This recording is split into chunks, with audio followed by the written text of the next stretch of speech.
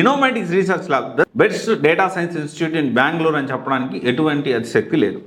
ఎందుకు ఈ మాట చెప్తా ఉన్నాను, ఏం చూసి ఈ మాట చెప్తా ఉన్నాను, అవన్నీ కూడా పాయింట్ టు పాయింట్ మనం డిస్కస్ చేసుకున్నాము. ఫస్ట్ మెయిన్ ఇంపార్టెంట్ పాయింట్ ఏంటంటే ప్రతి టాపిక్కి సబ్జెక్ట్ ఎక్స్పర్టైజ్ ఉంటారు. ఇక్కడ పైథాన్ సంబంధించిన పైథాన్ ఎక్స్పర్ట్, పవర్ బిఐ వాళ్ళు, ఎస్క్యూఎల్, అంటే ప్రతి టాపిక్కి జనరల్గా ఏం చేస్తారు చాలామంది, ఒకసారి కోర్స్ జాయిన్ అయ్యి మళ్ళీ ఒకవేళ మనం డ్రాప్ అవ్వడం కానీ, లేకపోతే మనం డ్రాప్ అవ్వడం ఇన్ ద సెన్స్ మనం కొంచెం గ్యాప్ తీసుకొని ఒకసారి డబ్బులు కట్టిన తర్వాత మళ్ళీ మనకు అర్థం కాకపోతే మళ్ళీ ఇంకొక బ్యాచ్లో కూర్చొనివ్వరు.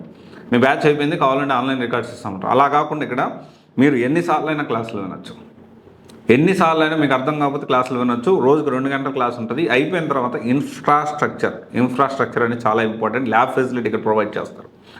ల్యాబ్ ఫెసిలిటీ అంటే అక్కడే ఉండి మనం ప్రాక్టీస్ చేసుకోవడానికి అవకాశం కల్పిస్తారు. ఆ ప్రాక్టీస్ చేసుకునేప్పుడు మీకు డౌట్స్ వస్తే మెంటార్స్ ఉంటారు అక్కడ క్లియర్ చేయడానికి ఇమ్మీడియట్ ఎఫెక్ట్లో. మాక్ ఇంటర్వ్యూస్ కండక్ట్ చేస్తారు, రియల్ టైమ్ ప్రాజెక్ట్స్ ఇస్తారు.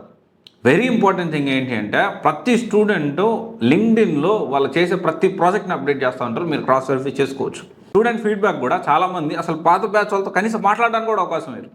ఐ బెట్ చాలా ఇన్స్టిట్యూట్స్ పాత బ్యాచెస్తో, పాత పిల్లలతోటి, వాళ్ళ ఎగ్జిస్టింగ్ స్టూడెంట్స్ తోటి మాట్లాడడానికి అవకాశం ఇవ్వవు.